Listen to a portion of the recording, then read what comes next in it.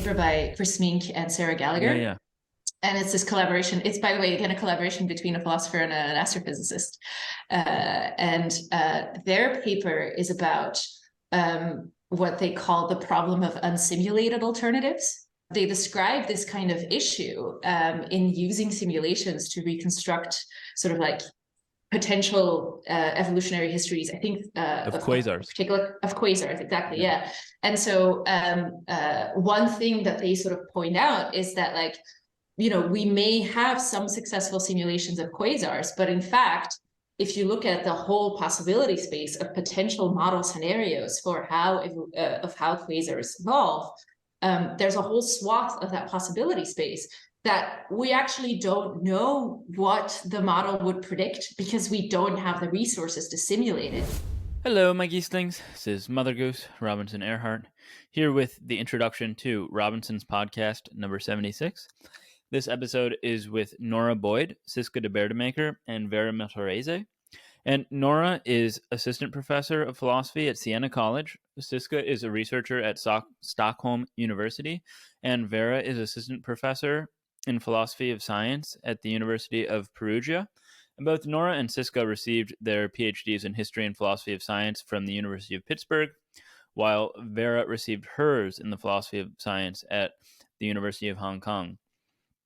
So, along with Kevin Hang, who is professor of theoretical astrophysics at the Ludwig Maximilian University in Munich, and who is also guest on episode 56 of the podcast, they're the editors of Philosophy of Astrophysics, which is an upcoming anthology on the philosophy of the same, and actually the first of its kind on the philosophy of astrophysics. And it's going to be released open access in early June. Tentatively, there isn't a precise date yet. I think Nora believes June 3rd, but the link is in the description. Open access means it's freely available, so you should bookmark it, and I will announce its release on an introduction that is closer to that time. In my episode with Kevin, number 56, we really talked about the profession of astrophysics and what he does. And Kevin is a researcher of exoplanets, and these are planets that orbit a star that is not our star. And he does a lot of research into their atmospheres. But on this episode, we talk much more about the philosophy of astrophysics itself, and we really run the gamut there. So we talk about all the cool stuff: black holes, dark matter, comets, and then the philosophy that goes along with it. But we begin with some of the basics of astrophysics beyond professional life, because I cover that with Kevin, but a bit about how astrophysics arose, what differentiates it from physics, astronomy, some other relevant and close areas, and then some of the early philosophical treatments of astrophysics. And then we get into more of those interesting philosophical questions. So one, for instance, is what sort of ontological commitment ought we to have to objects like black holes? And if you're not familiar with that philosophical parlance, an ontological commitment is something like, do we want to admit it into our inventory of the world, of the things that exist? And while the podcat here, Pins, I can see her, I can touch her, I have pretty good evidence, in as much as I have any evidence for anything in the external world existing. But it's not quite the same with black holes, because we can't see them, we can't touch them, we can't manipulate them in a laboratory. All we have is spectral readings. Perhaps we can see the way that they affect nearby matter. They function quite importantly in our models of galaxy formation, or just how galaxies work. But like I said, we can't see or touch them. So do we want to really think of them as real objects or fictions in some sense if we can't verify their existence? And there are all sorts of questions like this. Some other topics that we touch on are how we ought to modify our theories when we have conflicting evidence or insufficient evidence or new evidence. There are lots of questions around here. And another that comes to mind is how we ought to think of scientific models and how we ought to use them. Because a model is necessarily, and not talking here in a mathematical sense because that's different, but in a scientific sense, a model is an abstraction from reality. And as such, it loses not all of, but much of the complexity of the phenomenon or the phenomena that it models. And what sort of weight should we give to models? How ought we to think the world is based on what a model tells us? Should we treat them as metaphors or figurative in some sense? There are a lot of questions here, and Siska, Vera, Nora, who have done a lot more thinking about it than I have a lot more to say about it. Anyway, there are a lot of questions. Hopefully you'll check the book out when it comes out.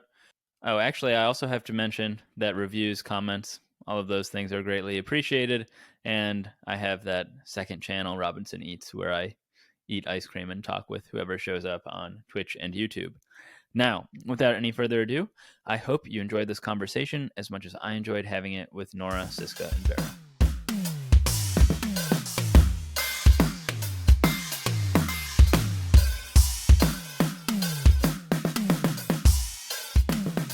For my audio listeners, the people who aren't going to watch the video, I think it would be nice. I've seen this done on other podcasts where if you each just said hi and your name so people get to know your voices before we start.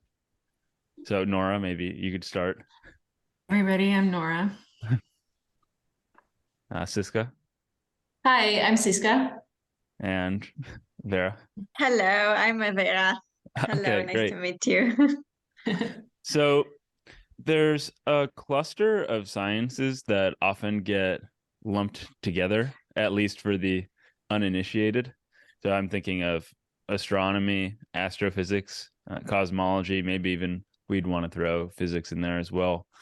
But what distinguishes these from one another, and where does astrophysics fit in? Why does it stand out in particular? Vote Siska answers this one. Okay, I can give it a try and then you can all correct me. So they're obviously, I'll focus on cosmology, astrophysics, and astronomy because I think that's most relevant. And they're obviously related to each other. But to get some basic distinctions out of the way, like sort of roughly what distinguishes them. First, astronomy is just the observational science of mapping out astronomical bodies, so like galaxies, stars, etc. Mm-hmm. Astrophysics, on the other hand, tries to reconstruct the evolution of these observed bodies, right? So where astronomers will try to identify stars and measure sizes of galaxies, astrophysicists will be interested in, well, how do stars evolve, right? And how does, for instance, nuclear physics that goes on inside stellar cores affect the evolution of stars over time? And then you have cosmology, which is, broadly speaking, the study of the evolution of the universe at the largest scale. And so it's obviously very related to both astronomy and astrophysics because, well, the observations that cosmologists use as input for their models and theories are astronomical observations. And whatever your theory of the universe at the largest scale says, it's at some point related to what happens at smaller scales that astrophysicists are interested in, right? So for instance, how galaxies evolve is like a zoomed in version of what happens at the largest scales. So These three are obviously related to each other. How does what's specific about astrophysics? Well, what's specific about astrophysics is that I think it's especially that it sort of sits in between both astronomy and cosmology. So like on the one hand, it is not purely just observations. It is also trying to give like an explanatory story, right, of evolution for astrophysical bodies. But at the same time, it's also slightly different from cosmology in the sense that we have more objects to study, right? So theories of stellar evolution talk about classes of stars. They don't talk about one single star, whereas, or sometimes they might, but generically they don't. Whereas in cosmology, right, one of the big issues that cosmologists tend to have is, well, they only have one universe that they can at least observationally access. And so astrophysics sort of sits in between these different sciences. So that's like one aspect that makes astrophysics sort of different from, say, cosmology, and from astronomy on the other hand as well. But yeah, Nora, Vera, I don't know if you guys want to add to this too. I think that's really nice, Siska. I mean, I would maybe just add that, like, maybe a kind of pithy way to put it might be that astronomy you could think of as a kind of cartographic exercise, like map making. We're interested in, you know, measuring the brightness and positions of things in the sky. But on the other hand, astrophysics is much more concerned with causal processes and, you know, trying to understand, as Siska was saying, like, you know, how these things evolve. And then for me, cosmology is sort of doing both things. Like, there's a cartographic project in cosmology for sure. You know, these large scale mapping surveys that help us understand the evolution of the universe. But we are also interested in, like, what is driving, you know, the overall evolution of the universe. So there is a causal story there too. So yeah. Yeah, and maybe I will just add, it was a kind of difficult task sometimes to decide whether like contribution was like more cosmology or more into astrophysics. So even for us, you know, maybe like the lines are very subtle and are not that definite. Yeah.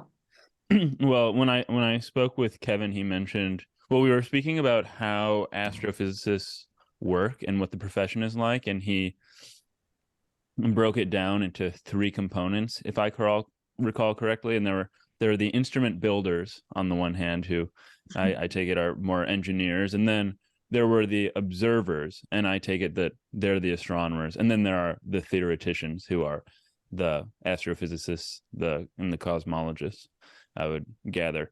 Now, so we're here today largely to talk. Yeah, maybe because I think I know Kevin. Maybe what he meant was that within astrophysics you can find the three different categories.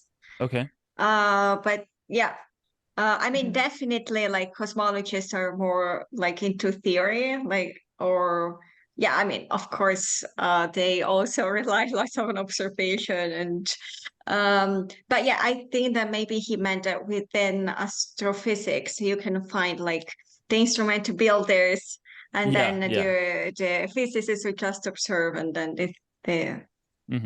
the ones that make theories. And so we're here today largely to talk about the anthology of astrophysics that the three of you have been working on. Maybe the distinction, historically speaking, between when astronomy became astrophysics is a bit blurry, but at least for our concerns, they're some of humanity's first real scientific endeavors. Yet only now in 2023 is the first anthology on the philosophy of astrophysics coming out. And why do you think it's coming together now? Is there some deeper reason as to why the philosophy of astrophysics hasn't been conceived of as its own subject until relatively recently? I think we all have a lot of thoughts on this. Well, that's good then. Yeah. I mean, maybe one thing to talk about here is that, you know, philosophy of cosmology has actually been fairly, you know, I don't know, a fairly fruitful field for quite some time at this point. And so, you know, what's really new about the volume is that we're trying to encourage this kind of recent spike in work in philosophy of astrophysics, but the philosophy of cosmology has been happening for a while. So, and a lot of that has been in connection to just philosophers of physics thinking about general relativity and, you know, problems about causality and singularities and, you know, what general relativity affords in terms of the global structure of space-time and the, you know, underdetermination problems there. And, you know, there's this whole suite of interesting work. Like I'm thinking, I love the work by J.B. Manchak on this stuff, where he talks about the global structure of space-time. At Irvine? Yeah, exactly. Yeah. And then there's also been work by, I know Chris Smink is one of the main figures in the philosophy of cosmology world, and he's been working on the cosmic microwave background and thinking more empirically about cosmology. But that work's been happening for some time. And it is sort of interesting that, I mean, and Siska can tell you more about this, but like, you know, there were some early papers that go decades back that I think we would consider philosophy of astrophysics. Right. But there really has been like this sort of rapidly growing interest in this field very, very recently. And one of my suspicions about it is just that, you know, I mean, there's a kind, I think there's, in part, there's going to be a kind of cultural sociological explanation for this within philosophy of science. So like philosophy of science as a whole has taken in recent years a pretty hard turn towards thinking about science in practice. So instead of talking about, you know, the relationship between evidence E and theory T and, you know, explanation in general or whatever, a lot of philosophers of science have turned to thinking about, you know, the kind of nitty-gritty details of experiments, the nitty-gritty details of simulations and scientific reasoning, and, you know, not to go so far as, you know, to become sociologists and to just, you know, try to ignore the normative questions or something like that, but to rather bring in all of these details about science and practice into to bear on the more general philosophy of science questions that people have had for a very long time about explanations and models and whatever. So I think studying astrophysics through that lens is very like, astrophysics lends itself to doing philosophy in that way, because there's all kinds of interesting research that you can just dive into, and puzzles that arise sort of from the ground up within the research itself that are philosophically interesting. So for a kind of practice-oriented philosopher of science, it's just like a really kind of natural field where you're not thinking necessarily about, you know, to go back to the contrast with philosophy of cosmology, you're not necessarily thinking about just what the theories afford or thinking about the logical relationships between aspects of theories or different theories or whatever, but you're really thinking about what are these guys studying right now or in recent times or in relevant history, and what did that reasoning process actually look like on the ground, and what can we do with that philosophically? So I think that's part of what's happening. I think there's also, and maybe this is more controversial, and I'm curious to hear what Siska and Vera say about it, but I think we've noticed that, okay, so one other thing is that, you know, the Black Hole Institute at Harvard has been hugely helpful, I think, in getting a bunch of this really cool research going. So they've got philosophers and astrophysicists in the same, you know, in the same pod, in the same building, on the same floor, working in the same research group meetings. This is, you know, Peter Gallison is over there hosting and bringing a bunch of interesting philosophers through. Jamie Elder has been doing this incredible work on black holes, and there's many other people working on that stuff there. But so I think that's part of what's going on recently, is that the Harvard Black Hole Initiative has been churning out a bunch of work in philosophy of astrophysics. But the kind of more controversial thing that I wanted to say was that, you know, I mean, I think we've noticed, Siska and I have talked about this at various points, that there's like a lot of women philosophers of science who are doing. I noticed in the anthology is great. Yeah, we noticed this early on. Siska and I hosted an early career conference at the Center for Philosophy of Science at Pittsburgh a few years ago, and we did it in part because I think we recognized that there were a bunch of women, and we also wanted to support that. And I'm sort of curious about why that is. I mean, I don't have a good explanation of it yet. I mean, I have some vague thoughts about it. Like, it might just be, for example, that as more women come into philosophy of science, we're like looking around for projects, and this work hasn't been done yet. And so, being a kind of frontier where there's a lot of interesting problems to solve that haven't been overpicked, that's where you end up kind of getting some interest. But anyway, it's just something I've noticed and something I'm really curious about and would like to study at some point. Like, why is this happening? Mm-hmm. Yeah, I think Nora said a lot of really interesting things about why now. And let me just add on some things that she mentioned. So especially on the philosophy of cosmology already being a very quite a fruitful discipline for several decades at this point. I think that's absolutely right. But I think that even in philosophy of cosmology, we see a similar kind of turn towards practice and towards observational cosmology. So there's a lot of work in philosophy of cosmology nowadays that's on computer simulations. And some of the people who actually contribute to our anthology work on these issues in philosophy of cosmology / astrophysics. I think that's sort of more boundary work, like Helen Meskidze, Kevin Kalawaki, Marie Guéguin. Yeah. I have questions about the specifics that we'll get into there. Okay. Yeah, great. Great. Yeah. So in cosmology, we also see sort of this practice turn in philosophy of cosmology that we see in astrophysics.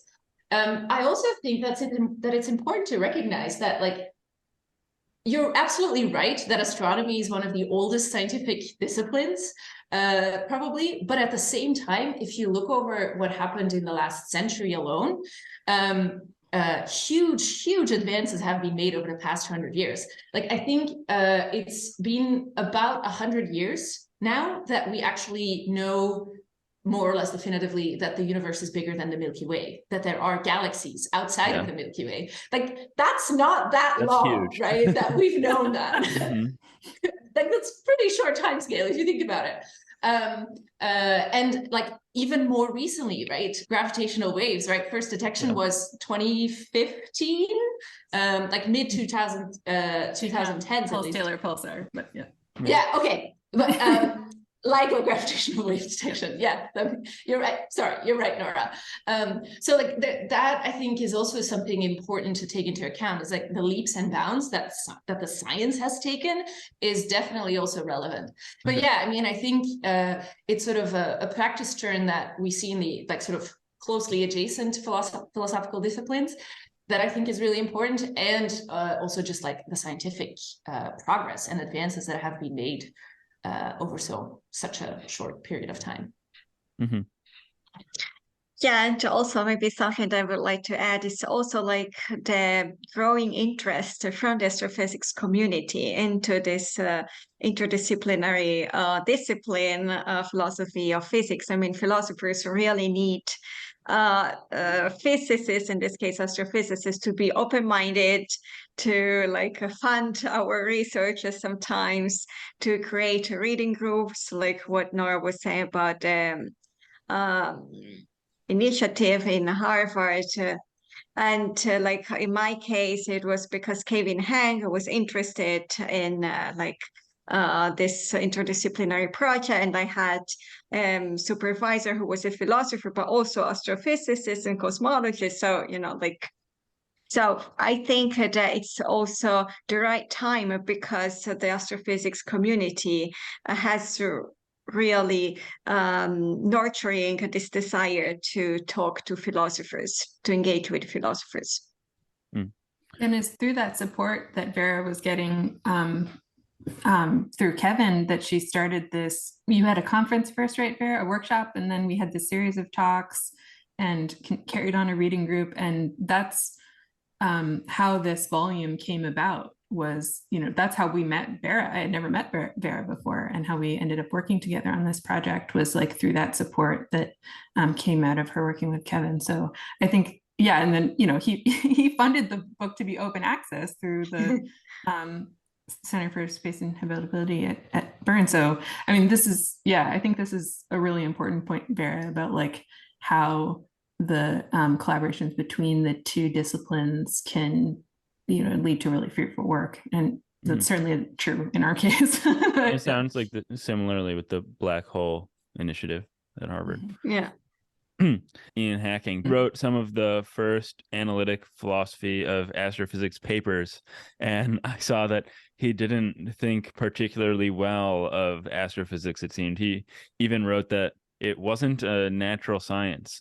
And I also saw, Nora, that you wrote a paper partially in response to this, your paper, Laboratory Astrophysics, Lessons for Epistemology of Astrophysics. So first, maybe you three could tell me how Ian substantiated this quite pejorative treatment of astrophysics. And then, yeah, I'm also quite curious about the laboratory component of astrophysics, because you can't really, at least it's not obvious how you're going to be doing experiments on quasars or these huge astronomical phenomena in a lab.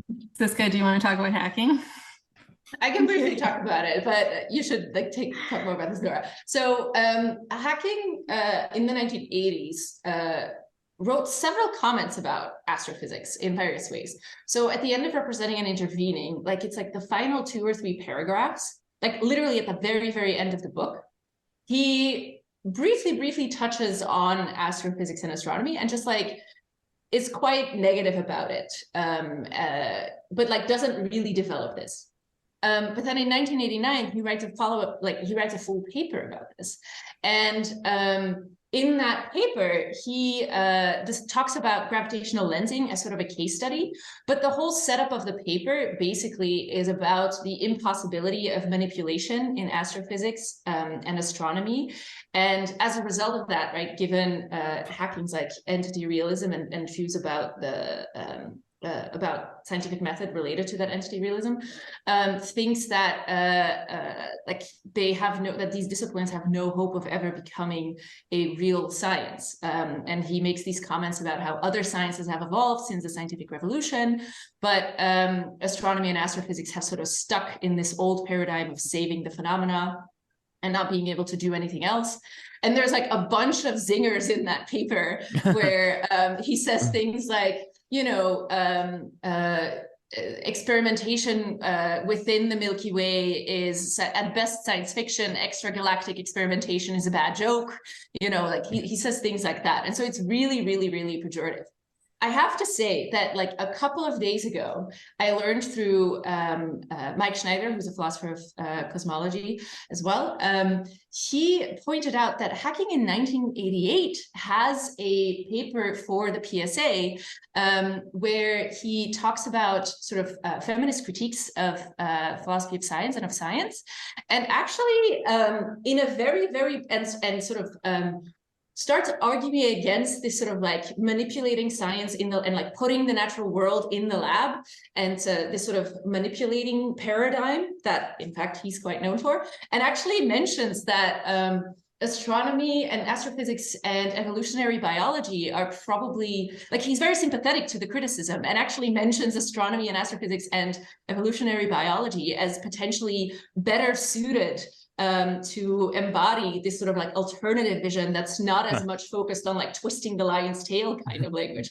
I was very surprised by this, if you then read the 1989 paper, but I just wanted to throw it out there because it was interesting. Some astrophysicist really offended him in the meanwhile in that year. I don't know. I mean, there's so much to say here. I feel like I first want to say how much I absolutely love Ian Hacking, and how much, for me, he's one of these people who, is totally genre setting. He's one of the best like actual writers in philosophy of science that I can think of. I mean, his papers are so engaging. I aspire to that level of like craftsmanship in terms of writing. And so I like, you know, we like to pick on this particular paper in philosophy of astrophysics, but I don't want anyone to walk away with the impression that like I don't absolutely adore Ian Hacking in his work. So, but I think, yeah, I mean, right, hacking is famous for this idea that if you can spray them, they're real, and for, you know, really emphasizing the importance of intervention and manipulation for good science. And, you know, he thinks it's like you'd be crazy not to be a realist about the things that you can manipulate in order to investigate other things. And this is a really powerful and interesting argument. And sometimes it sounds like he's saying not just that, but that, you know, our best science and in this astrophysics piece, like maybe our only good empirical science comes from manipulating. So this does pose a kind of prima facie problem for astrophysics and cosmology and astronomy. And I think there has been a lot of reflection on that paper and that sort of line of thinking in this recent scholarship on philosophy of astrophysics. And there's a couple other papers besides mine in our volume that deal with this too. What Shannon Abelson has a paper on it also, and there's one more at the end too that is actually really useful about this. But anyway, so this idea from hacking will pop up in a bunch of places in the volume. Mm-hmm. But yeah, I mean, I got curious in this because before I went to grad school for history and philosophy of science, I worked in a nuclear physics lab that was called the Center for Experimental Nuclear Physics and Astrophysics. And I was a research engineer at this lab for several years. And so I was like actively doing laboratory astrophysics. And so this idea that there aren't any experiments in astrophysics was sort of personally foreign to me. So I wanted to kind of investigate that. And so like part of the project is to just note that there's this whole field of laboratory astrophysics. So I'm thinking of things like sort of rich world of nuclear astrophysics where folks use particle accelerators to study, you know, resonances and decay chains that are relevant to astrophysics. So, you know, to processes in stars that, Mm-hmm. Is this a place where the line blurs between astrophysics and physics? Yeah, I think so. I think that's a really nice way to think about it. I mean, one way that I've come to think about astrophysics is just that it's physics applied to celestial bodies. Mm-hmm. And often on a much larger scale. Yeah, that's right. Yeah, but I think that there are ways of doing empirical research where you're answering questions in physics that are also astrophysical questions. And I think the nuclear physics particle accelerator cases are examples of that. Yeah, and so I was kind of thinking about those examples and like, these are experiments and these people are doing astrophysics. So let's try and make sense of like, what is the reasoning here? Is it just, because it's tempting to say in those cases, like, okay, well, maybe they're just doing physics and it has astrophysical implications. And so I wanted to try and see like, is there really a sense in which we want to say that these are astrophysical experiments, even though people aren't like literally smashing galaxies together? And so that's what that paper tries to do.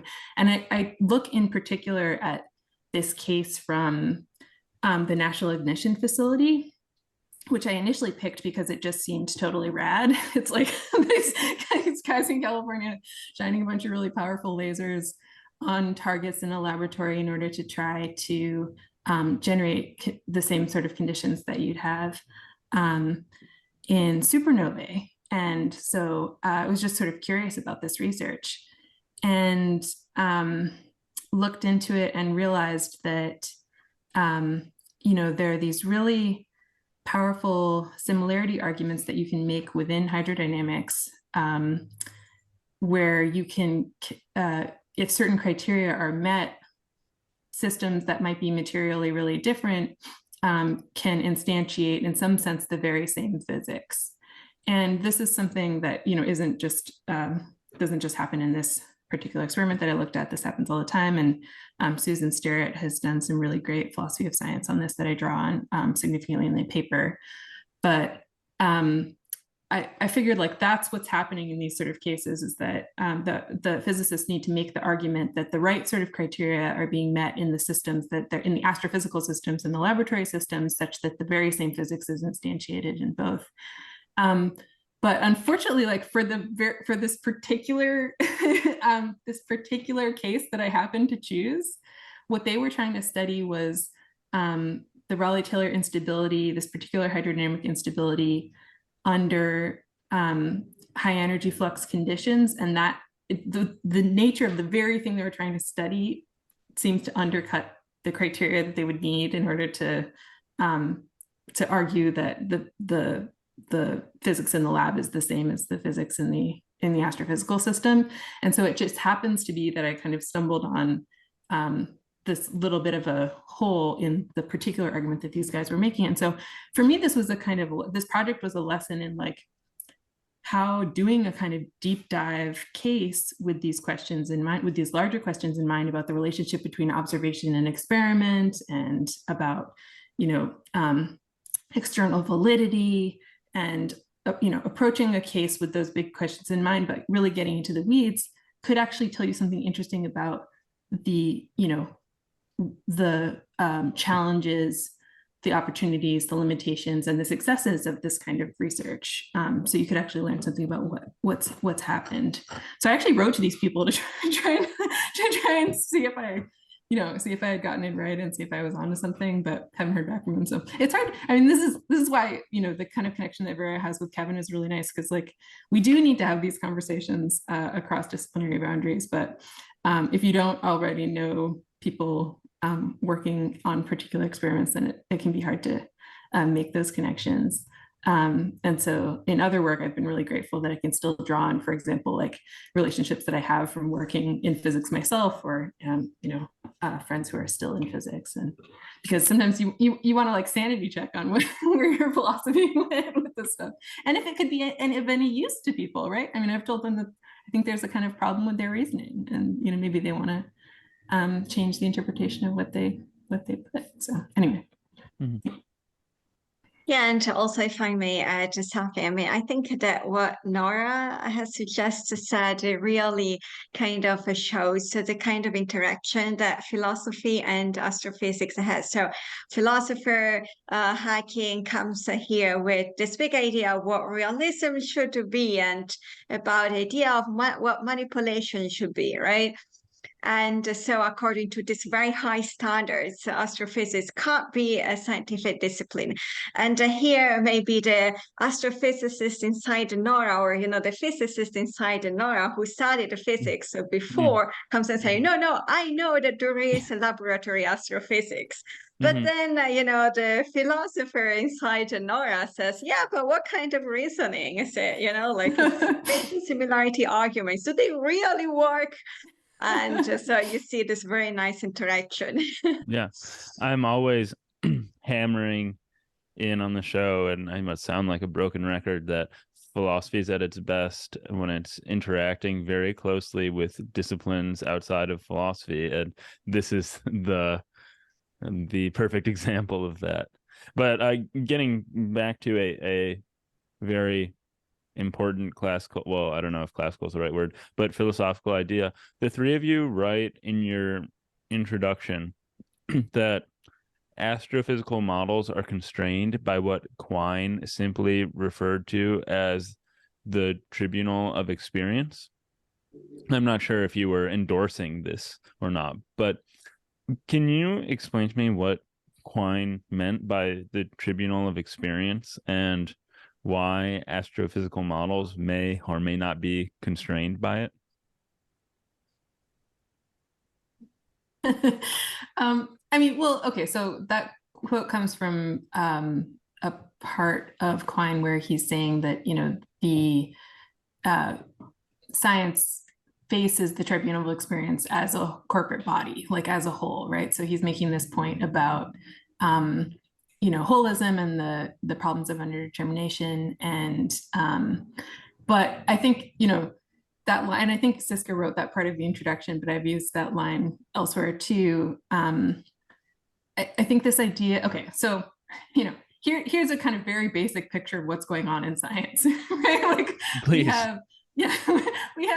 we have you know, some hypotheses, some possible theories about the way things might work, and we want to know, you know, whether or not they're borne out, and we want to know how the world actually works and not just speculate about it. So how are we going to do this? We got to do empirical science. What does empirical science mean? Well, we somehow have to get, like, I don't know, the data or experience or, you know, whatever you want to call it, to feed back on, to constrain our theorizing. So we have to somehow get the world in touch with our ideas, right? And I think, you know, a big part of my work outside of this volume in more general philosophy of science has been to try and investigate, what the heck do we mean by experience, or what is it exactly that is supposed to push back on our scientific theorizing? And you might think, you know, in a kind of old school empiricist way, you might think, well, it's like our observations, like literally, you know, our, you know, sense perceptions, what we see with our eyes or something. But I've found that I think, you know, that story doesn't get us very far when we're trying to think about, you know, the way a lot of science actually functions in practice. So if you take the sort of approach that we've been talking about already, where we're interested in like how scientists actually work, a lot of science these days is not done with anyone's eyeballs, and so we might need a different view about, you know, what the empirical is, what it is that's pushing back on our theorizing. So anyway, I mean, I think I can't remember the context of that quote in the introduction, but I think, you know, maybe, you know, we just want to say that, you know, there's certainly a branch of astrophysics that is an empirical science, in the sense that it's not just speculative, it's not just theorizing, but what people are actually trying to do is to you know, constrain and weed out and make epistemic progress with respect to these theories, to see which ones are consistent with the empirical evidence. How are we going to cash that out? Which in this case is going to be, you know, stuff like, you know, galaxy surveys and the gravitational lensing stuff and blah, blah, blah, right? Yeah, I mean, let's see. I feel like there's one more thing I want to say about this. Yeah, I don't know. Maybe I'll leave it there.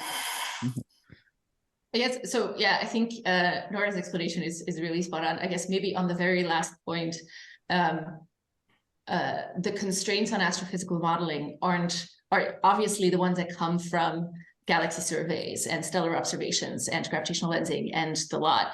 But it actually goes further than that, right? Like, to some extent, these laboratory, I mean, Nora mentions a case where like the particular kind of property, like it sort of failed, but in general, right, like our terrestrial experiments and like the way that evidence from terrestrial experiments supports the theories of physics that are then extrapolated to the astrophysical context, they also constrain our astrophysical modeling, right? You can't just like come up with nuclear reactions that are considered impossible by our current best theories of nuclear physics, for instance, right? So yeah, I think that's sort of like the further sort of tribunal that, or like the further part of the tribunal that's important to sort of point out. Yeah. I guess the other thing I wanted to say was that there's this kind of interesting debate, I think, arising more generally within the philosophy of simulation, but certainly within the philosophy of astrophysics that deals with simulation, and there's quite a bit of it around, you know, what the epistemic role of simulation in this discipline of astrophysics really is. So I think, you know, the work of Melissa Jacquard is really, really interesting on this issue, and people should read her 2020 paper and read her, you know, her other work on this. But I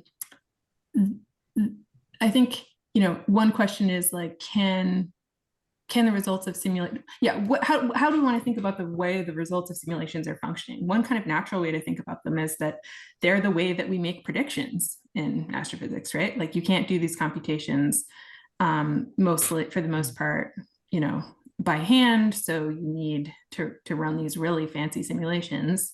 And that's how you're going to like turn the crank on your theory in order to generate predictions that can then be compared with the empirical evidence, right?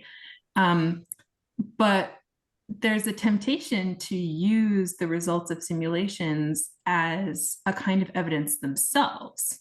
And I think my feeling is that this is a sort of question, an open question and a point of debate within the philosophy of astrophysics community about what would that mean, and to what extent would it be kosher, and is this the same kind of evidence, or you know, as the observational stuff, or like how exactly should we think about the role of simulation outputs in the epistemology of astrophysics? Yeah, I'd love to come back to the simulations in a bit, but Nora, you spoke a bit about data and experiment earlier when we were talking about your paper on laboratory astrophysics, but I'd love to talk about the fit between data and theory. And I wonder if this might be in Siska's department, just because she's mentioned the gravitational waves a number of times. But I take it that Jamie Elder's paper in the volume Theory, Testing, and Gravitational Wave Astrophysics deals with the interplay between data and theory. And maybe this isn't Siska's department. I don't know. I don't know if it's particularly my department, but in general, I think Jamie has done a lot of really interesting work about the interplay between like theory and observation in LIGO and in gravitational wave detections. In fact, like one of the very first presentations I saw by Jamie was at the conference that Nora and I organized in Pittsburgh way back in, I don't know, 2017 or something, like while ago, and it was exactly about this issue, which he has then like further developed a lot, and it's about this kind of issue about how in gravitational wave detections, in order to detect the signal of the gravitational wave, you need a gravitational wave form, and so she sort of like tries to understand, and this gravitational waveform is generated based on theory, right? And exactly the theory that maybe you want to test. It seems at face value, as she sort of tries to investigate what this in some of her work tries to investigate like what this whether or not this leads to a potentially harmful circularity or not, and how that circularity exactly can be broken. Yeah, and it's super interesting. And then she's been working more recently in collaboration with Julius, right, on asking these same sort of questions about the black hole imaging research, right? And I think it's fascinating to watch this sort of research program develop because, yeah, you know, you see the very theory that is supposed to be tested by these observations, by this empirical evidence being used in the construction of the evidence, right? And as Siska was saying, this prima facie looks like circularity, and the epistemic question is it vicious? And what's cool is that Jamie comes out, you know, like optimistic in some cases and not quite so optimistic in other cases. And so it's really, I think she is really doing this great kind of practice-oriented philosophy of science where it might turn out that there are some problems sometimes, and philosophers are in a position to like offer critique and corrective in a hopefully like constructive way by looking at some of the stuff. But sometimes it works out really well, and you can, you know, everything looks great, and it looks like you can tell a story about why the success is so successful. But there's also this other side of it too, which is really cool. Yeah. The Julius Nora mentioned is Julius Dobrzewski, who is now also, I think, at the Black Hole Initiative, and who also has a co-authored contribution in the volume. Just plugging it. Yeah. Vera, you wrote a paper that I wonder if it touches on any adjacent topics in this sort of nexus on observation and well, probably not experiment, but the paper I have in mind is Oumuamua and meta-empirical confirmation. And I think for most listeners, the first question is, what was that word that he said at the beginning? So I guess one, what is Oumuamua. If my people don't remember, 5 or 6 years ago, that was a big topic. And then what exactly is meta-empirical confirmation? Yeah, actually, Siska has been working on meta-empirical confirmation, so she can also add things on that. But yeah, so I think that this paper might show some aspects about the interplay between maybe like data, how to interpret data, and how they fit with our hypothesis, and how to decide whether we have different hypotheses. I mean, of course, there might be a case of very serious underdetermination. Sometimes we don't even know whether all hypotheses are feasible or viable, like in this case. So basically in 2017, I think on the 7th of October, basically we detected this interstellar interloper in our solar system, and we didn't know what it is.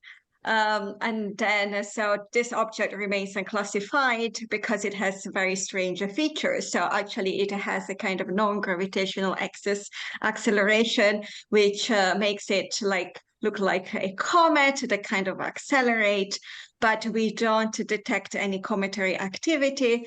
So maybe it's an asteroid, but how can an asteroid accelerate in this way, right? So maybe it's like nitrogen. Exactly, very spooky. Maybe it's like a hydrogen ice has hydrogen ice composition, maybe nitrogen ice composition, and etc. And so there, here it's the kind of hypothesis which looked very crazy in the physics community, which was by Loeb, Harvard scientist, a Harvard astrophysicist, that said, well, look, we can actually explain the kind of acceleration that Oumuamua had by thinking that actually it's an artificial object. How is it an artificial object? It comes from outside our solar system. And so then the hypothesis that actually this object is artificial and constructed by an alien civilization. Okay? Which seems like a big jump. So then exactly. It was a really big jump. And I think that the astrophysics community was really kind of feeling uncomfortable with this big jump and saying, well, you do not have any proof, any data that such an alien civilization exists. And so this hypothesis is just not scientific, okay? Yeah. And I think that that was also a kind of bold, big jump, maybe not really justified. So then Kevin Hank, who was the director of the Center for Science and Habitability, I was bold enough to invite Loeb to kind of give a talk, even though at that time he was considered kind of like controversial figure, maybe by some of the astrophysics community. And so, well, then if you know Loeb, actually, you can see that he's a very hardcore empiricist, okay? So then his point was saying like, oh, we can launch like a mission to chase Oumuamua. And so there is this very big project called the Lyra project that really aims to chase Oumuamua. But then, of course, the community might think, well, look, do we really have enough financial resources, but also intellectual resources to engage with this huge project? Your hypothesis is just non-scientific, so we will not chase it. And so my contribution was more to answer the question, how do you actually judge whether a hypothesis is feasible or not? And in this case, the meta-empirical confirmation framework really helps us. So it was developed by Richard David, actually in the context of string theory. So a kind of very, if I may say, kind of speculative kind of theory, right? maybe not that speculative for many physicists, but still. But in this case, I think it could work as well. So in a very kind of empiricist framework, if you want, where, you know, we need more data to decide whether this crazy hypothesis can be confirmed or not. But first, we need to check the viability or feasibility of this hypothesis, which means, do we have such a high confidence in this hypothesis to think that actually will be empirically adequate, or it will even be true, like if you really want to talk about truth? And so, I mean, here you can think, okay, well, there is maybe some part of the community that is biased against alien civilization, some part of the community that maybe is also biased towards the possible existence of alien civilization. And here it comes to this method, the meta-empirical method, that basically aims to collect data not data that are strictly speaking within the domain of the hypothesis that we want to check whether it's feasible or not, but supports the kind of meta-empirical hypothesis that there are not many theories that are empirically adequate as that kind of hypothesis that we want to investigate. And so these are kind of data that are meta-empirical. So, for instance, the fact that we have searched for a very long time for like new hypotheses that are as empirically adequate as the one we want to check, but we haven't found any. Or maybe the fact that actually, you know, this hypothesis was created to solve one problem about our data, but now can solve lots of problems of our data, and so can explain unexpected kind of connections between our data. Or maybe that actually we have found in the past a similar hypothesis that were so successful. And, you know, so this can give us a kind of like confidence that maybe also this time this kind of hypothesis was or will be like feasible. So yeah, also like in this case, you can see, so basically before, maybe like going back to like when Nora was talking about different, you know, models that we have, and yet we have the Tribunal of Experience that has to judge which one. Then, I mean, in astrophysics, you have many different, maybe incompatible models, and you also have many different compatible hypotheses, so to say. And sometimes we, like our Tribunal of Experience is not enough to actually select the best one or the true one or the most, you know, successful one. And so you need to go a step back and say, well, first let's check like whether maybe this model that is crazy is really like feasible.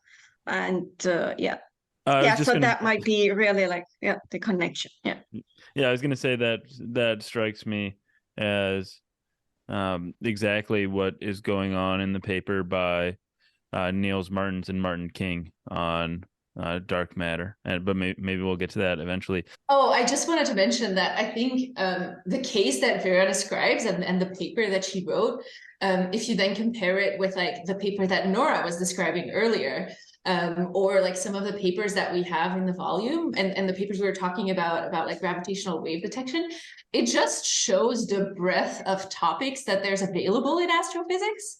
Absolutely. Right? Like it's about like the scales of things, but also the philosophical topics that might like be for which it might be interesting to look at astrophysical practice.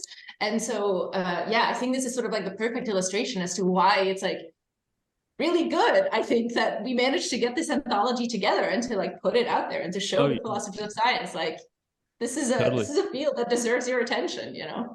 Speaking of large scales and other aspects or examples of astrophysics that will touch on some of these same issues we've been discussing. So there's a paper in the volume by Lydia Patton on stellar population synthesis. And I have an anecdote about stellar population synthesis. I shared it on this story when I was talking to Kevin, but I'll repeat it. So when I was in undergrad, I thought I was going to be an astrophysicist for a while. So in one of my So cool. astrophysics classes, well, I joined like the astrophysics club, which was just graduate students, and I showed up to the first meeting, and the whole time they just talked about models for stellar population synthesis in forming galaxies, and I was just bored out of my mind by it, and decided not to be an astrophysicist right then. But I would love to hear about the philosophical side of this without having to spend years on the theory part myself. Yeah, so I think that Lydia was really still talking about the interconnection between a theory and data and the theory lateness of data. Like she was kind of arguing that you can measure a physical variable only if you have a theory behind it. Yeah, I think it was a really nice paper that was also connected to like Elder's paper about the theory lateness of data. Yeah, I'm not sure if anyone wants to add something about it. I think it's another sort of like paper, like I think it's another kind of example where it's like, you know, a philosopher is trying to sort of carve out what potential topics might be interesting. And like, I don't think there's many philosophers who have looked at stellar population synthesis models so far. And in fact, one philosopher who had a chance quickly switched fields, as we just recently learned. So, yeah, you know, maybe reading that paper will like change your mind again and make you think like, oh no, stellar population synthesis models, that's where it's at, you know? Yeah, maybe. Okay, well, Nora, you mentioned simulations earlier, and as I looked at this portion of the introduction to the volume, I noticed a major parallel to the philosophy of mathematics, particularly with regard to like computer-assisted proofs that might be too long or complex for a human to perform or even observe.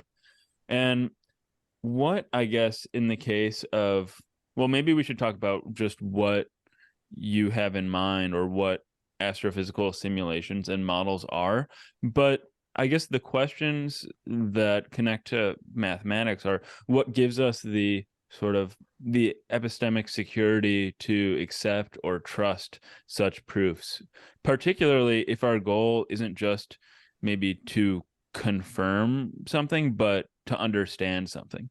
And naturally, the parallel that I see with computational astrophysics that rely not on theoretical models but computer simulations is, I mean, how do philosophers of astrophysics or astrophysicists themselves establish the reliability of these models that they're using? Yeah, I mean, there's a lot there. I mean, so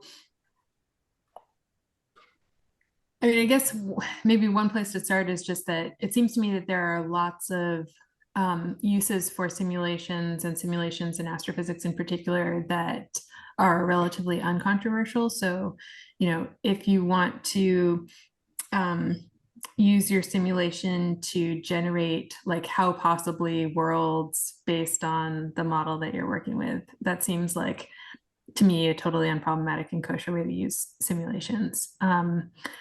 But and I think, you know, maybe even for a kind of you know, understanding, like, so Melissa Jackert's example about ring galaxies is really nice because she makes this point that what's a ring galaxy for those of us that yeah, I mean, it's exactly what it what it sounds like. It's a weirdly shaped galaxy that looks like a smoke ring instead of like having a normal body like a galaxy.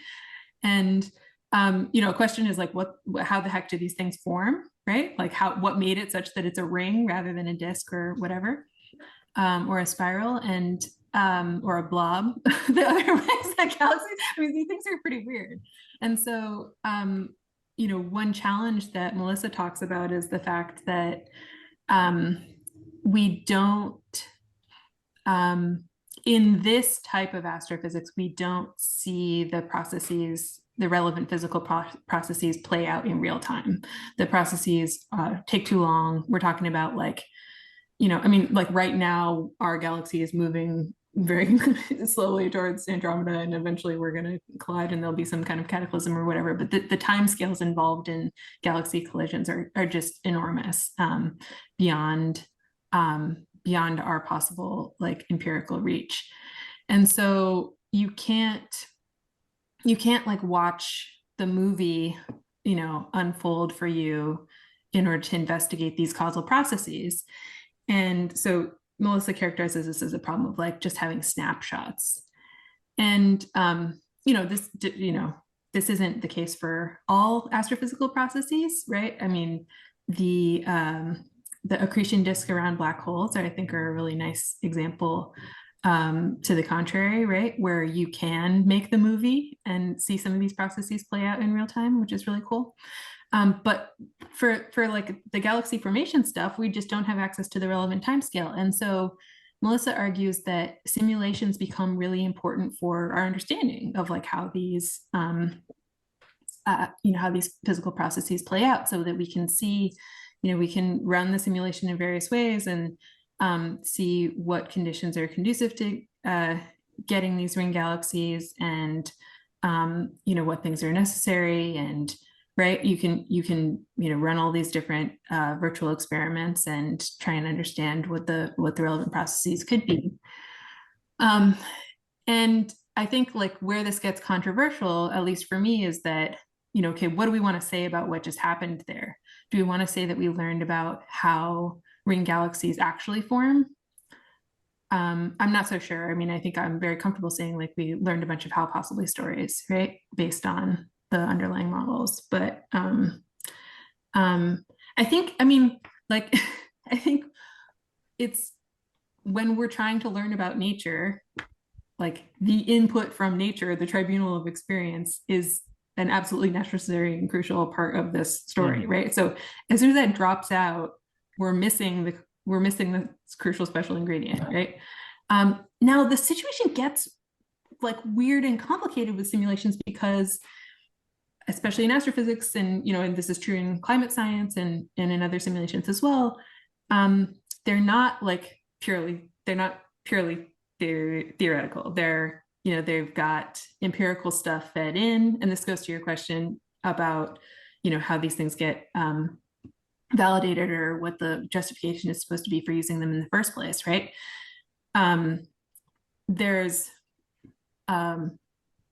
empirical evidence interwoven and hybridized and fed into simulations. And so for me, I think that's a really kind of fruitful area of further inquiry that people could get into here, is like, what do we want to say about, and I think this is also going on in the black hole imaging results too, right? We were talking about this a little bit earlier, where like the theory is integrated into the very construction of the thing that's supposed to be the empirical result. You can kind of tell a similar story about simulations in the sense that like the empirical stuff is being fed into the thing that is supposed to be the prediction, or so what do we want to say about these hybrid cases where we have theory and data intermixed?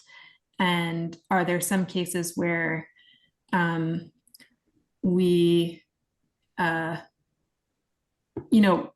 is it possible that you could get enough empirical stuff into a simulation such that its output could serve as the tribunal of experience?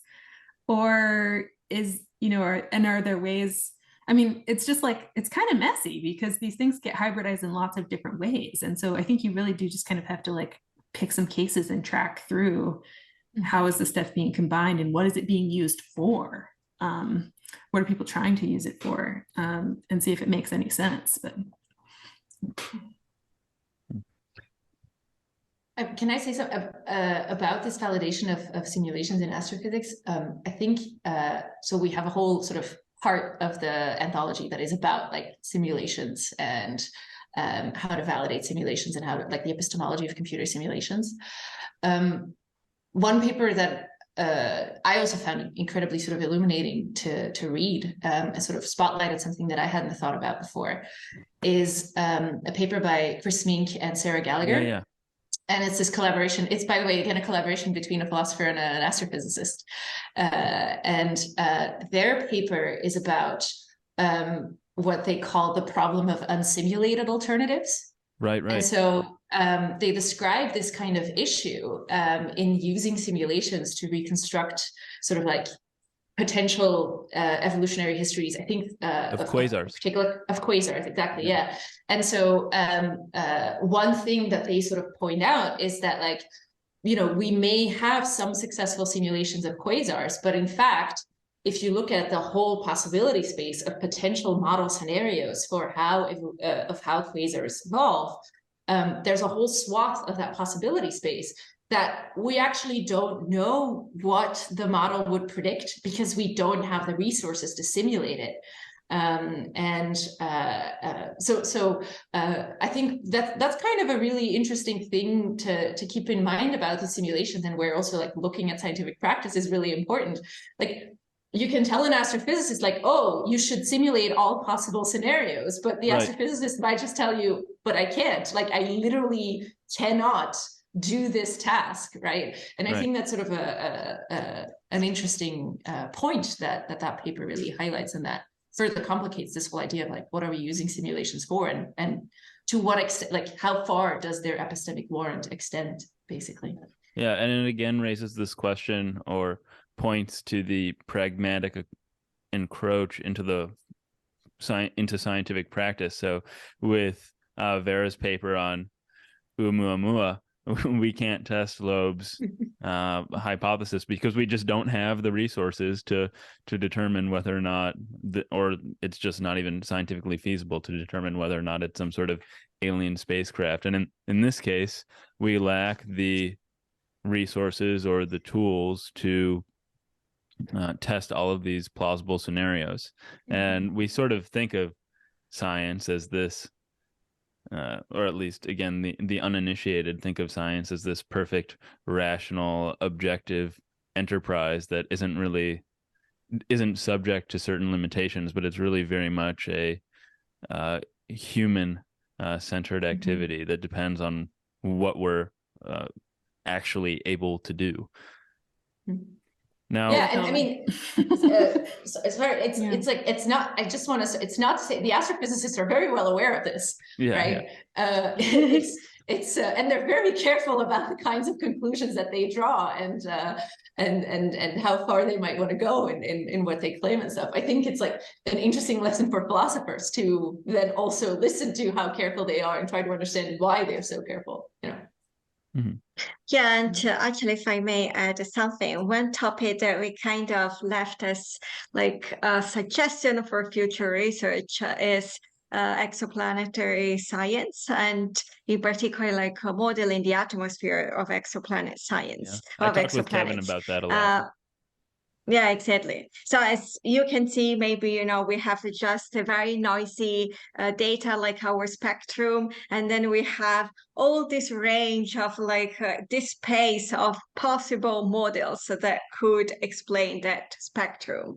And then maybe astrophysicists just concentrate on a particular portion of that space. So just, you know, inquiring whether, like, which of these models, and they are incompatible, but, you know, like, let's focus on this. And maybe, you know, it could be that the solution is outside this portion of space. But then you can also see, like, what is really interesting is that sometimes it's really like astrophysicists are very happy to have like very different models, like incompatible, and they know that it's just a heuristic, but sometimes they get very strong about like one model and they say, no, this is the true one. And then, you know, maybe there are like tensions within the community. And I have one last question about modeling, and I think this relates to hacking, and well, my question relates to hacking and what I recall was referred to as entity realism. But I've talked a lot about fictional objects on the podcast, mainly in terms of metaphysics and then the philosophy of mathematics, but not yet astrophysics, naturally. And I see that they're quite relevant here, particularly with or surrounding an area of astrophysics that I've never heard of called astroseismology. And so what is astroseismology, and where does this question of fictions fit in?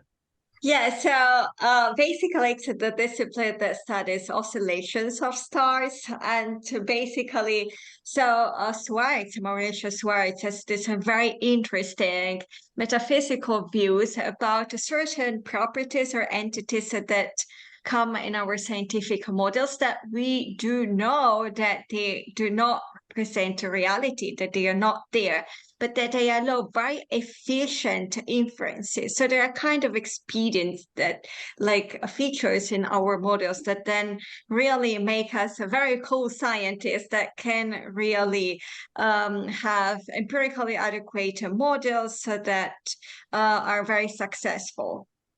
And this really sparks lots of issues about like the metaphysics of fictional entities in models, and also about like the epistemic justifications that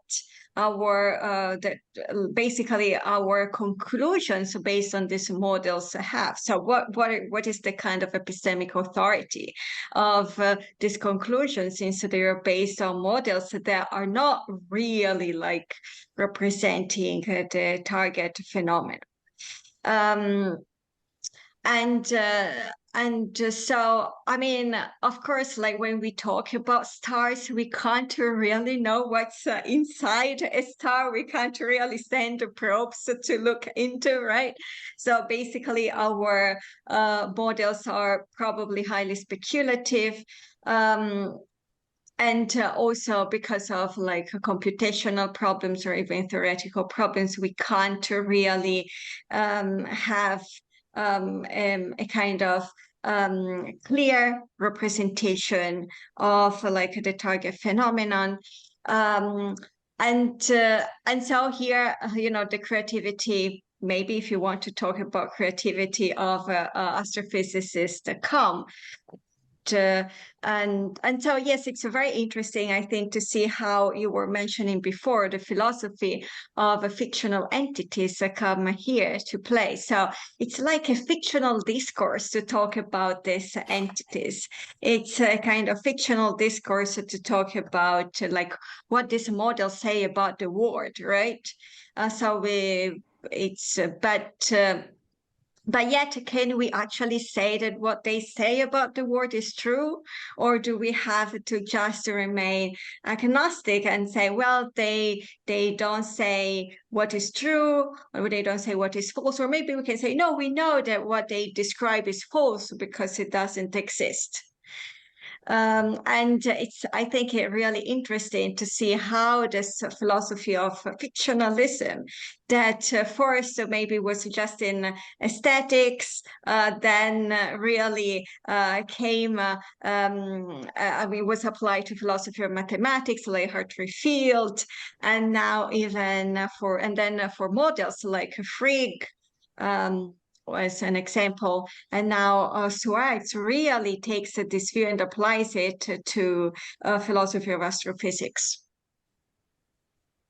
And in the paper in the volume, he kind of revisits some claims that he made in an earlier work on this issue in light of recent research in astroseismology, where it now looks like we can start to get evidence that bears on some of these assumptions, modeling assumptions made about stars, like, for example, that they're perfectly spherically symmetric or something like that. And so, with this advancing research in astroseismology, Suarez thinks that we might start to look at some of these claims a little bit differently as more like approximations, right?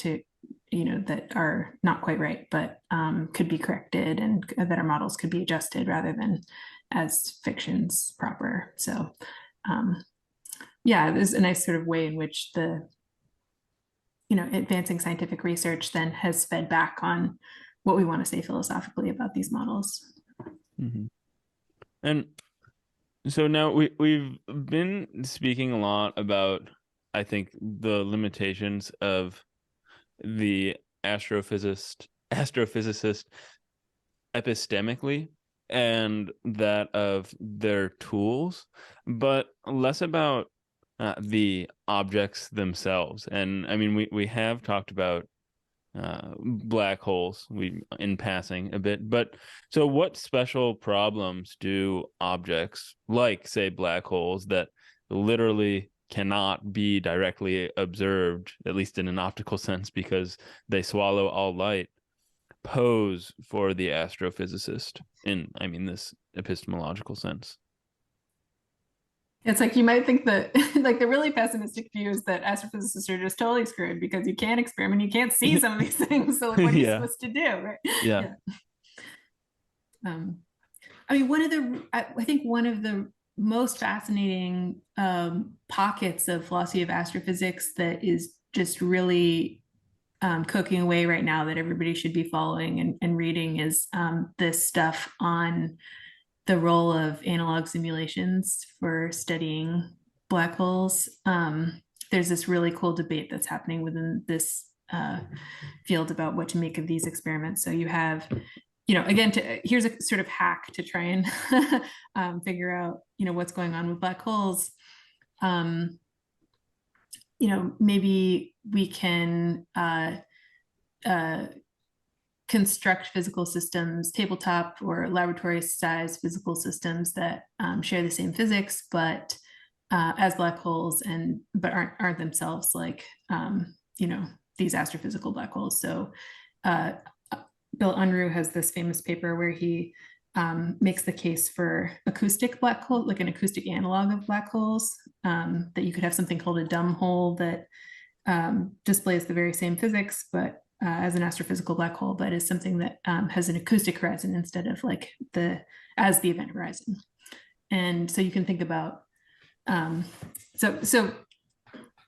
experimentalists since then Unruh left that paper as sort of like, oh, here's a nice thought I had in this very short paper. And I wonder if people will actually make these experiments, who knows, and then the experimentalists did take it up. And since then there's been this whole proliferation of different types of analog black hole experiments. So you've got people doing like water-based experiments. You've got, optical experiments that are, tracking these same sorts of physics and same sort of behaviors. And so this approach to trying to get at black holes in this kind of indirect way has generated like as you can imagine, a bunch of interesting philosophical questions about, it's in the same sort of camp of like external validity stuff. Like, how is the reasoning supposed to go to get us from the analog cases to the astrophysical cases? And there's a really, really lovely paper by Alex in this volume where he argues that a lot of the astrophysicists and cosmologists have been sort of skeptical of the analog black hole experiments, but at the same time have been really optimistic about black hole thermodynamics, like treating black holes as thermodynamic systems. But in order to he argues that these two fields are actually really intertwined in a way that is going to make the optimists about black hole thermodynamics unhappy. So if the argument for black hole thermodynamics rests on there being astrophysical Hawking radiation, and the empirical evidence that we have for the existence of astrophysical Hawking radiation comes through this indirect route of doing the tabletop analog gravity experiments, then it looks like in order to have your black hole thermodynamics, you're going to need to like adopt or be a little more friendly to the tabletop stuff, but people are unwilling to do that. So he runs through a bunch of different possibilities of how to get around this sort of tangle and rejects them and sort of leaves us with this puzzle about like how these things are interconnected. But anyway, I mean, that just as an example of like some of the really cool literature that's going on right now, like Grace Field is doing excellent stuff on this, on the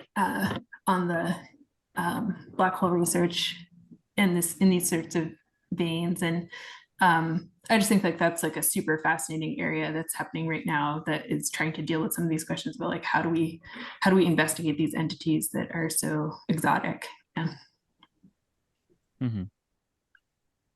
And so the last question I have about material that was covered directly in the book, and I hinted that I was curious about this earlier, was that paper by Niels Martin and Martin King. Just one, because dark matter is endlessly fascinating for the layperson like myself. But if I understood correctly, the issue is that one can't, I don't know if fix is the right word, but fix a theory, fix or remediate a theory that might be faulty just by looking at the data. You can't just like patch up the theory from scrutinizing the data endlessly. Is that on the right track as regards this paper and dark matter? Looks like Siska is ready. I think it's slightly different. By the way, Okay. It's as somebody who works on philosophy of dark matter, it's not just for the layperson that it's endlessly fascinating. It's just in general, endlessly fascinating. Yeah. But I think the paper between that Martins and King wrote is more about this sort of like debate that has been very present. I think it's not so present necessarily in the scientific literature, but it's very present in the philosophical literature. If you look at philosophy of dark matter, where there's this debate going on between about like dark matter as part of the lambda CDM concordance model of cosmology on the one hand, and then modified Newtonian dynamics, or MOND, as an alternative on galactic scales. And what's kind of interesting, or like what they point out about this sort of debate that's going on, is that just like looking at the debate in the philosophical literature, you can't really understand the disagreement between the two sort of camps, I guess, in terms of just pure you can't really understand the disagreement unless you look at the explanatory virtues that they, sort of the different explanatory virtues that they think the two sort of hypotheses or so exemplify. And so they try to sort of explicate what the different explanatory virtues are that are exhibited in the debate, and whether or not the defenders of each side actually satisfy the virtues that they purport to adhere to, or not. So I think that's sort of like where that paper goes. Okay, cool. But Nora and Vera, please correct me if you think that that's wrong. Yeah. No, that's perfect. You cite a paper of Wesley Salmon's, I think, in the introduction, in which he distinguishes between pseudoprocesses and causal processes. And again, this is somewhere where you might have to totally correct me, because I have a feeling that I read this paper many years ago, but there might have been there's a thought experiment. I think it was in a Salmon paper that really stuck out at me. And what I am imagining this thought experiment looking something like is, we imagine this sort of stadium on a massive, like, stellar galactic scale, and at the center of it you have this intergalactic spotlight, and it's spinning around like a lighthouse. And then on the walls sort of the stadium, you see the spotlight circle sort of circling around and around. And because of this, the immense scale of the thing, this spotlight, the beam, the circle that we see on the wall, is moving faster than the speed of light. Or at least it appears to be moving faster than the speed of light. And maybe this is the pseudo process, because what's actually happening is each instant of the light, it's actually, I mean, it's distinct photons coming from this central apparatus, and it's really just an illusion that something is moving around the walls at all. Now, is that in this paper that you cited? And if, okay, I see Nora nodding, so that I think that's good. And then what then is the actual rigorous, well, maybe you don't have to do it rigorously, but the distinction between a causal process and a pseudo causal or a pseudo process, and why is this relevant in particular, besides the large scale, to the philosophy of astrophysics? I mean, I could take a stab at it, but then Siska, fix whatever I say. I don't know if I can. And I haven't read this piece carefully recently, but I do want to say it was just like such a lovely find, because, okay, so I think Salmon talks about this very process that you're describing with the spotlight and the stadium in other places too. But the place, the reason it comes up in this particular piece that we cite in the introduction is that he's like picking a little bone with the astrophysicists who routinely make arguments, kind of physical impossibility arguments about the size of astrophysical objects based on a kind of reasoning which Salmon thinks fails for reasons that are shown by this sort of thought experiment about the stadium and the light. So, physicists will make an argument that, this object couldn't possibly be this big because the right sort of causal processes couldn't connect it at that scale. And so therefore, for theoretical reasons, we're going to put this kind of cap on the scale of this object. And if I'm remembering correctly, Salmon, suggests that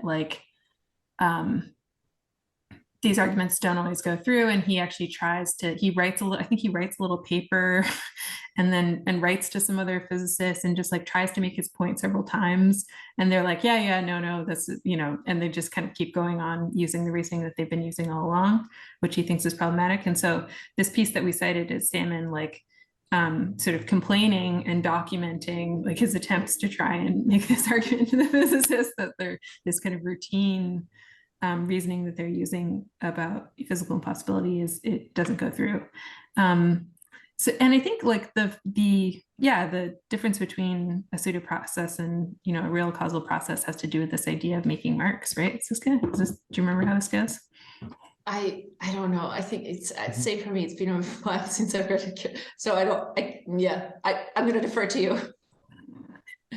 Yeah, I mean, I think the thought is something like the light moving around the outside of the stadium couldn't be used to transmit that. You couldn't transmit a message faster than the speed of light with that, because you can record marks in the right sort of way. And if we're even though there are things that will travel faster than the speed of light in this sense, they're not going to count as genuine causal processes because they're not the sort of things that could transmit marks. I don't know, something like that. Okay, cool. And then the philosophy of astrophysics has the potential, as I think Vera might have mentioned, to really cover the gamut of philosophical topics and considerations. I think you mentioned aesthetics, Vera, but I mean, there are all sorts of aesthetic considerations. I mean, experiment design, what theory choice, what determines our interest in astrophysical problems. But then I imagine that there are connections to philosophy of time. There's metaphysics, there's ethics. There's concerns about, I mean, ancient philosophy. So there are all sorts of directions in which to go. I was particularly curious, though, about whether or not there are any interesting ways in which the philosophy of astrophysics intersects with the philosophy of time. Because while I suppose whenever we're making any sort of visual or optical observation, we're recording past phenomena. But this is drastically magnified in the case of astrophysics when the light takes, I mean, millions and millions and millions of billions of years to reach us. So have you looked at astrophysics or the philosophy of astrophysics in this sense at all? I mean, this is one of the great things about like astrophysics and cosmology is precisely the finite speed of light, right? Because it allows you to get observations of the universe at its earlier stages, right? So you can build up the movie of running the history of the universe back in time because we have, we're not just seeing everything as it is today. I mean, if you take the extreme example, the cosmic microwave background is that relic radiation from when, you know, the very first light was able to free stream after plasma cooled enough in the universe to release photons. And so this is like, what, 300,000 years after the Big Bang or whatever. It's like very, very early on. And so, and this is true for, you know, all these stages of galaxy evolution since then, that the light arriving at us now gives us like that more or less direct access to what's going on at that time. So this is like a total feature, an awesome feature of not a bug. Yeah, yeah, this is great. But I think that there has been within the philosophy of cosmology more attention to like traditional questions in philosophy of time. So you know, I mean, one question could just be like about the arrow of time, like, you know, our physical theories seem to be sort of time reversal invariant, like you can run physics forward or backwards, physics doesn't really care, but you know, our experience goes in one direction, there is an arrow of time. And so how did that happen? And I think, you know, folks have been trying to look at, you know, could you give a cosmological explanation for why we have the arrow of time? Could this connect up to what we want to say about the thermodynamics of the early universe, and to get those things to try and play into one another? I don't know. Do you guys have other interesting connections there? Okay. And then maybe black holes will revolutionize our concept of time. I don't know, but yeah, that might be interesting. That's true too. And then I was also wondering whether you'd considered some of the ethical dimensions of the philosophy of astrophysics, or whether maybe you wouldn't really want to consider this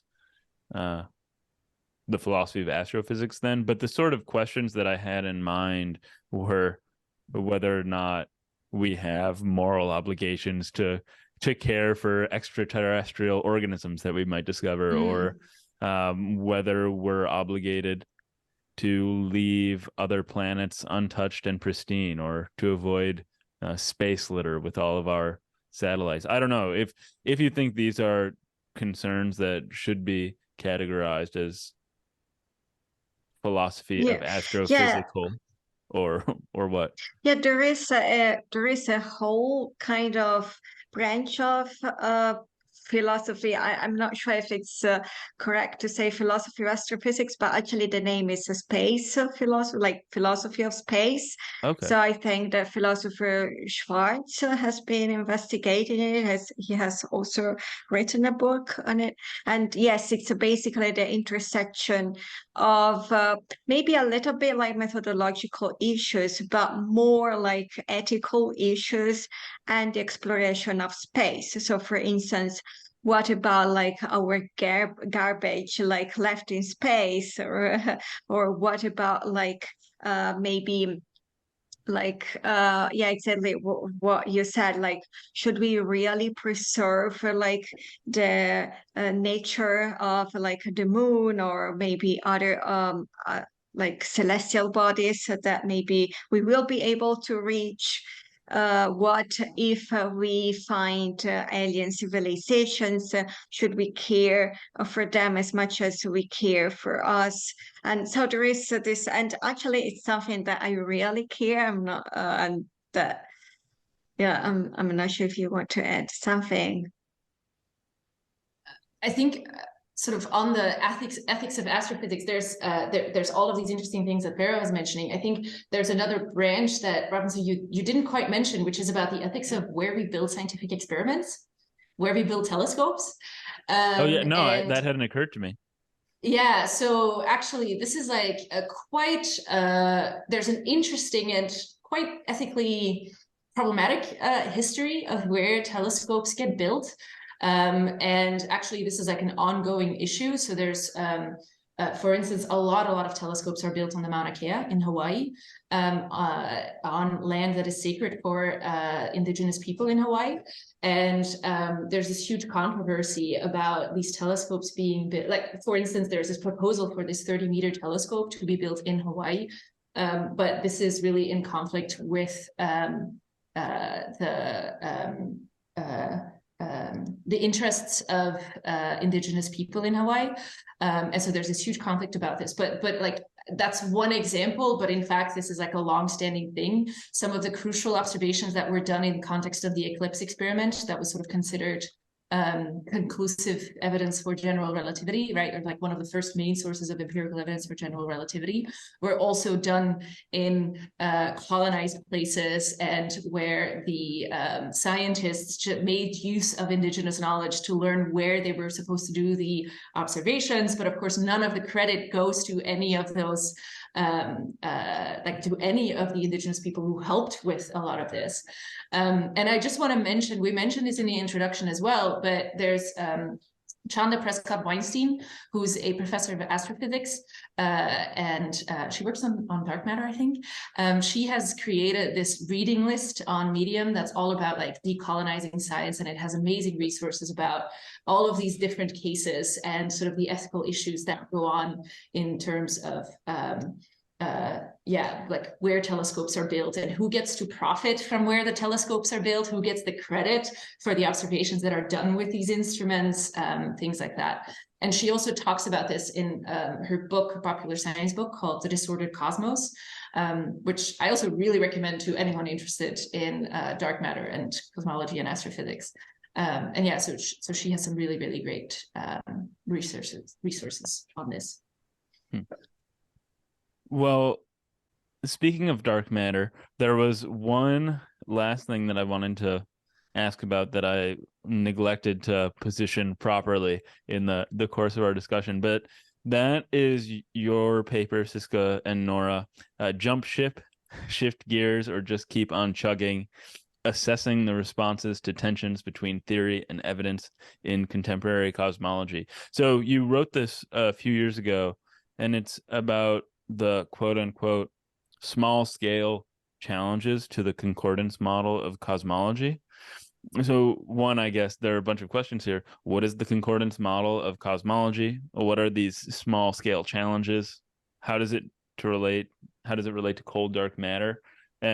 And parenthetically, is cold dark matter something different from dark matter? And then end parenthesis, why are these challenges philosophically relevant? Nora, you should take this. I should also say the great title is completely Nora's idea. Like, she gets all the credit. Very good title. Thank you. And also, I just also want people to note that my greatest, Siska, and I don't know, I'll speak for myself. This is my greatest intellectual achievement so far. I think Siska's proud of it awesome. too. I'm so glad I asked about it. No, something's particular, which is the fact that, you know how like you get asked for these stupid highlights for your papers, for your articles, and it's like, what I put for these, feels like branding or whatever. So Siska and I decided that we were going to, instead of writing actual highlights, we were going to write a haiku. So our highlights for this paper are a haiku. Oh, can you read the haiku? Let's see. Do you have I'll cut it out somewhere? the search for it, but I'd love to hear the haiku. I'm very, very, very pleased with it. I think we want to bet. I think like, who owes us a beer, Siska? Chip and Sam. There's a group of philosophers of physics who owe us a beer for being able to get that through the publisher. But I know the final line of I know the final line of the haiku, but I don't know the rest of it. Yeah. I'll look it up. We should memorize it. We should probably get it tattooed, right? Yeah, so the concordance model of cosmology. So if you take general relativity, right, and you make some assumption, you apply it to the whole universe, make some assumptions like the universe is homogeneous and isotropic, and have this kind of very simplified equation for characterizing the entire universe, you get a model of, cosmology. It's the way that cosmologists think about it today. And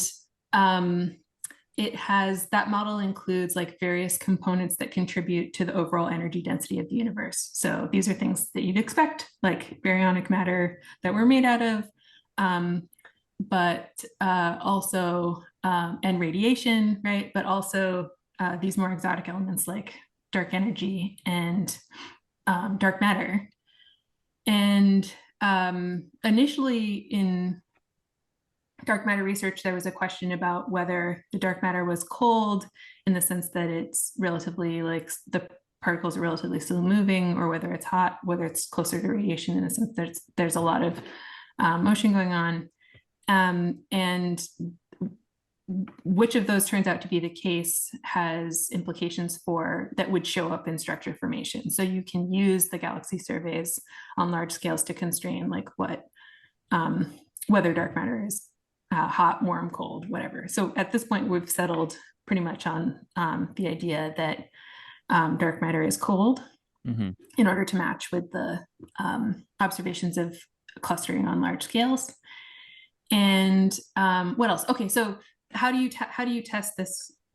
So this is lambda CDM, lambda for dark energy, as considered as a cosmological constant, CDM for cold dark matter. So lambda CDM is the whole concordance model of cosmology.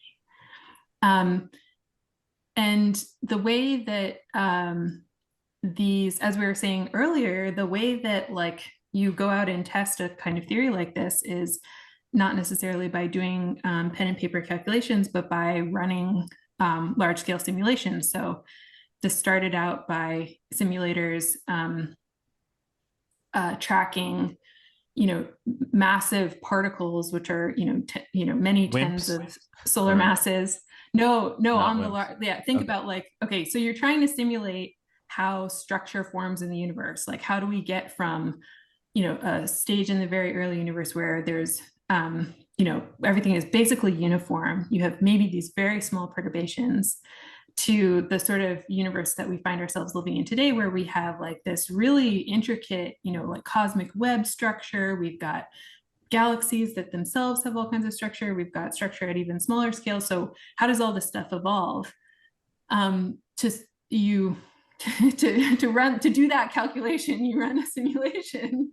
And then, especially in the early days, these simulations, as you can imagine, are incredibly computationally expensive because you're literally you're trying to get as much of the universe in there as you possibly can. And so what people did early on was we're not going to simulate, we're certainly not going to simulate particle by particle, and we're not even going to simulate sun by sun. We're going to simulate, or galaxy by galaxy, we're going to simulate like, tens and tens and tens of galaxies together, like these massive particles and we're just going to run them under gravitational interaction, and that will be the simulation. So you'll have massive bodies following gravity, and we're going to see how structure could emerge from this. And if you run those over the years, they've gotten fancier. Now you can do like crazy adaptive mesh stuff, and you can have cells instead of particles, and the particles are getting smaller, and everything's getting more refined and sophisticated. And if you've seen some of the outputs of these simulations, they're just totally stunning and beautiful to watch. Like it's like, watching the universe emerge in front of your face. It's really cool.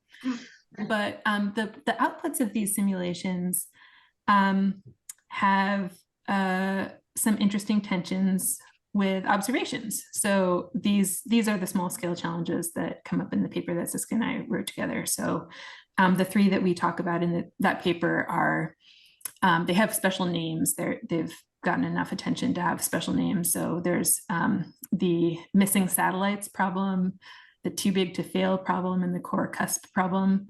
And there are sometimes other problems that get lumped under small scale challenges, but these are three of the big ones that we found a lot of scientific literature about. So just to take the missing satellites problem for example, the problem here is that based on the predictions that you get from running these simulations that I was just talking about, you'd expect a galaxy like the Milky Way to have an order of magnitude more small satellite galaxies around it than we in fact observed. An order of magnitude. Okay. Yeah. So it just gets the data real wrong, it looks like. Like the core cusp problem, to take another example, is about, based on galaxy formation simulations, you'd expect the density profile of the galaxy to like zip up in the middle, but galaxy profiles just look like they sort of core instead of having this cusp to them. And so you have this, again, this sort of mismatch between what you expect from simulation and what you get in the observations. So Siska and I were like, okay, well, this is interesting, right? Because like, what are the scientists supposed to do? It looks like we have these kind of anomalies, and are like, it's all well and good to sort of sit back and watch history play out and see, are these going to be resolved within the current theoretical framework? Are they going to require kind of minor modifications within the current theoretical framework? Are they going to require like throwing out the concordance model entirely and adopting a totally radically different cosmology? Like what, and then how, so we could just wait and watch history play out. But I think, the philosophically interesting question here is like, is there guidance in the moment for scientists trying to think through like, how should we proceed when we have this discordance between the theory and the theory and the data? And so the paper that Siska and I wrote tries to lay out all the options that physicists have available to them at this point and the different ways that the science could play out. And we eventually argue for, based on these two kind of principles, like a principle of conservatism that, tries to avoid unnecessary ad hoc modifications, and then a principle that tries to ensure that you can get kind of causal specificity and not get too tangled in undetermination between causal processes you're trying to distinguish. And we use those to guide us to kind of overall conservative position about the current, this current small scale challenges problem in cosmology, which is just to say, like, actually, we know that, so I told you that these cosmological simulations early on just involved massive particles under gravitational interaction, but we actually know from astrophysics that there's a whole lot more really interesting physics going on. Like you can imagine supernovae going off in these galaxies that are blowing off matter and really changing the structure of things, or gas outflows, blah, blah, blah, all this, really cool like astrophysics that's happening that does actually influence structure formation too. And because it's so complicated, it's hard to simulate, and those simulations are still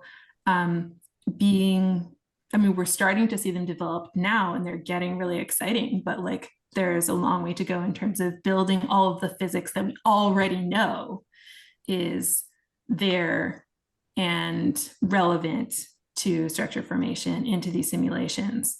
And there are some hints that once you start to include all that extra astrophysics, that some of these problems might even go away.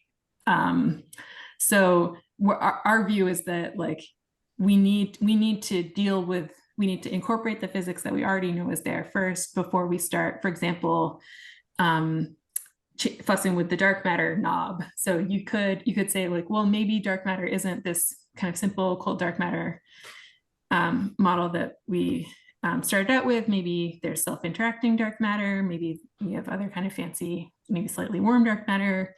And that maybe that's going to change the structure in various ways. And so I think part of what Siska and I were trying to say is like, okay, there are all these knobs to turn, but if you start turning too many knobs at once without dealing with the stuff that you know is there and you know is relevant to influencing the phenomenon that you're trying to study, then you're going to get bogged down, and underdetermination is going to be really difficult to extract yourself from. So the best course, it's a prescriptive paper. Like the best course of action, we say right now, is to work on doing this difficult work of incorporating astrophysics into the cosmological models and see where that lands us with respect to these anomalies.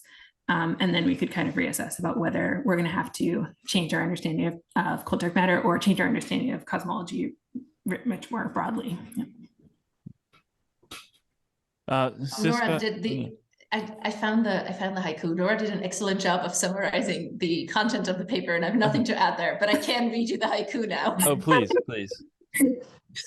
So it goes: small scale challenges. Is a revolution nigh? Patience, stay the course. There you go. Oh, beautiful. And also, what a great way to end. So Nora, Siska, Vera, and also Kevin in spirit, though he is not here. Absolutely. Thanks so much for putting this anthology together. I mean, it's such an awesome contribution to the philosophical bestiary. And thanks for having this conversation with me as well. Thank you so much for inviting us. Hold on, Geeslings. Before you go, please like, subscribe, follow if you haven't already. Smash all those buttons. And also, if you haven't followed me on Twitter at Robinson Erhardt, or if you're not joining me every morning as I eat my pint of ice cream on Twitch at Robinson Erhardt on Robinson Eats, please do so.